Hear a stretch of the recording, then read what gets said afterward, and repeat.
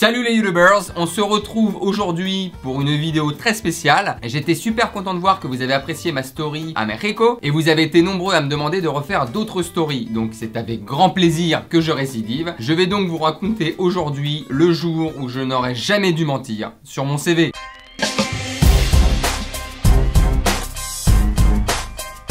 Contexte, ça se passe en Irlande parce que j'ai vécu un petit peu à Dublin pour les locaux, et après quelques temps de festivités et autres farnientes, fallait bien trouver un boulot parce que les économies ça part vite et je me suis retrouvé à sec, pas un sesterce. Et donc j'ai dû rechercher du travail, fallait bien que je me loge, etc. Pour vous dire, j'étais à sec, je dormais dans des auberges de jeunesse. Alors, des auberges de jeunesse à 5 €. C'est comme une prison, sauf que là t'as les clés de ta cellule. T'es à 96 par chambre, le matelas c'est du pneu. De toute façon tu t'en fous puisque tu dors habillé avec ton sac à dos. Et je me mets à rechercher du travail activement, donc je fais 2-3 entretiens en anglais. Anglais niveau 5e B, c'est-à-dire que les gens ils me captent tout de suite. Rien qu'au bonjour, j'ai moins 10 et je sens que ça va être difficile. Et petit à petit, quand tu vois que tu rates tous tes entretiens, t'es beaucoup moins exigeant en termes d'emploi. Ce qui fait que je passe d'emploi et je finis même à donner mon CV pour être serveur. Puis c'est sympa quand t'es jeune d'être un petit peu serveur. J'avais même pas 20 ans. Je commence à donner mon CV de bar en bar. Par contre, j'ai aucune expérience de serveur. Et à chaque fois, on me dit, non, mais si t'as pas d'expérience, machin. Et je me fais refouler de tous les bars. Et d'ailleurs, pour l'anecdote,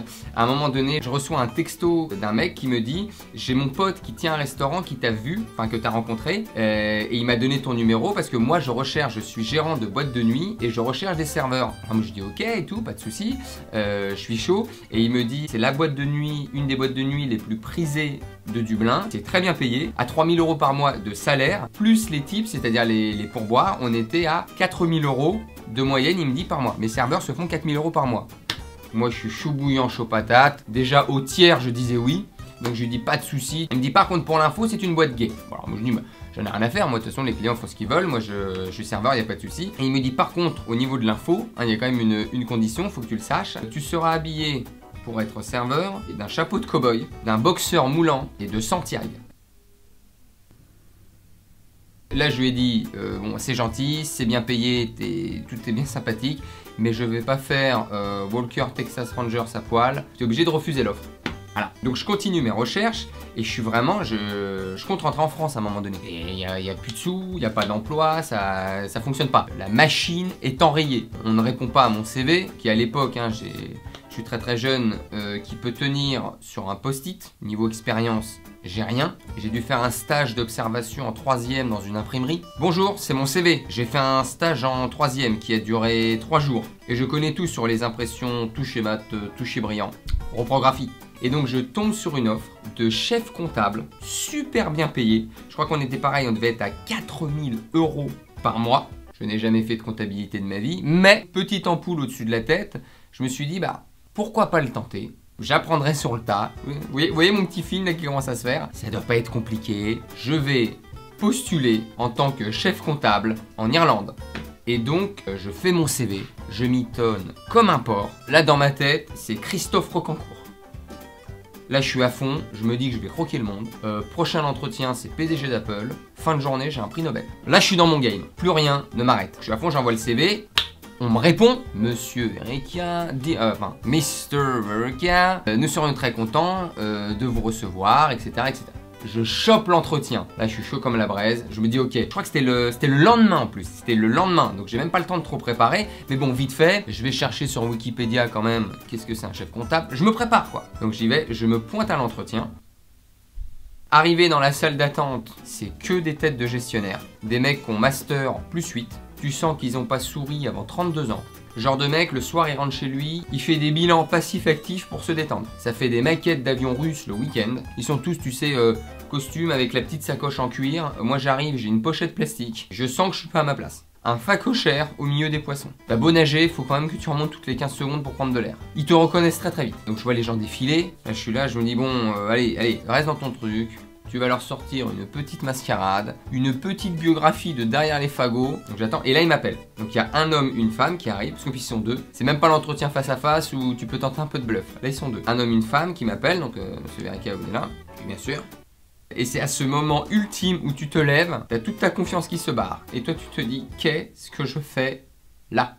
À quel moment j'ai cru à mon escroquerie? Tu gardes la face, hein, parce qu'il est plus moment de reculer. Dans ta tête, tu te dis, je suis à 200 km/h, il y a un mur dans 300 mètres. Qu'est-ce que je fais? J'accélère. Donc l'entretien débute, il me demande mon nom, mon prénom. Ils vont pas m'avoir là-dessus. Tu décris un petit peu ton CV. Donc je redis tous les mythos qui sont marqués sur les 3 pages du CV. J'avais inventé que j'avais travaillé à la Société Générale pendant 2 ans. J'étais chef comptable à la Société Générale. Moi j'étais dans mon film, c'est caméra, obturateur, la régie est bonne, action. Donc mon projet, effectivement, pendant 2 ans où j'étais chef comptable à la Société Générale, un emploi qui m'avait permis de m'épanouir, de me développer, qui m'avait donné une expérience complète dans le domaine de la comptabilité, que ce soit autant en termes de l'avenir que du futur, que du bilan, que de tout l'argent qu'on compte.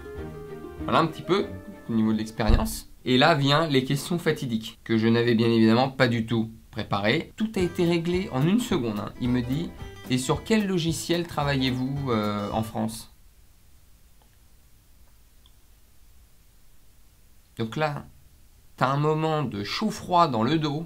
Toujours bien évidemment la technique du mytho, c'est répéter sa question, le temps de réfléchir à ton mytho. Alors, figurez-vous que, et là j'invente, je dis, j'ai travaillé sur un logiciel qui s'appelait le logiciel Abeille. Je vous jure c'est vrai.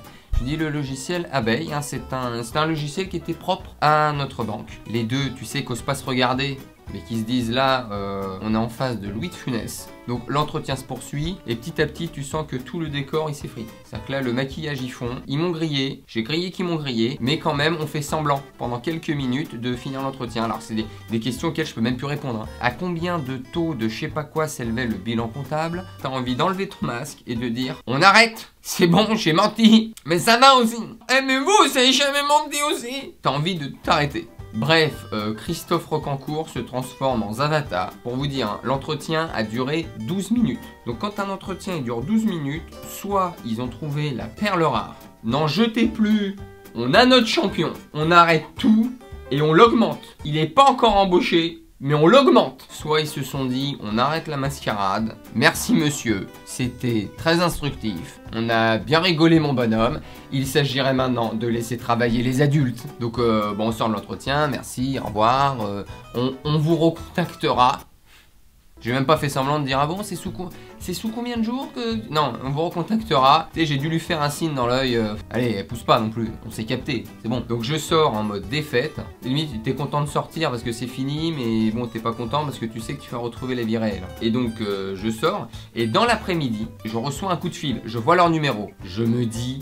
c'est pas possible. Je dis à tout le monde, hein. J'ai dit papa, tout le monde arrête ce qu'il est en train de vivre. J'ai le coup de fil de ma life. Je crois avoir tué le système. Je suis Neo dans Matrix. Oui, allô, bonjour. Et en fait, ils me disent que, par ma grande surprise, ça va pas du tout être possible pour le poste. Par contre, nous, on a des postes de commerciaux qui peuvent vous intéresser si vous êtes disponible et si les conditions vous intéressent. On aimerait bien vous avoir en tant que commercial. Dans mon ventre, c'est feu d'artifice. C'est 14 juillet. J'étais à fond, c'est Carnaval de Rio. Et c'est comme ça que je suis devenu commercial. Et donc vécu en Irlande. Il m'est arrivé 1001 trucs en Irlande. Je vous ferai d'autres stories également si ça vous plaît. Morale de l'histoire, hein, la Père Castor. Ne mentez jamais. Sauf si votre histoire tient la route. Si votre histoire tient la route, foncez. C'est droit devant, c'est autoroute du soleil et on y va. Donc voilà, un grand merci à tous de m'avoir écouté. N'hésitez pas à vous abonner. Je vous embrasse bien fort. Je vous dis à très bientôt. Et d'ici là... ciao.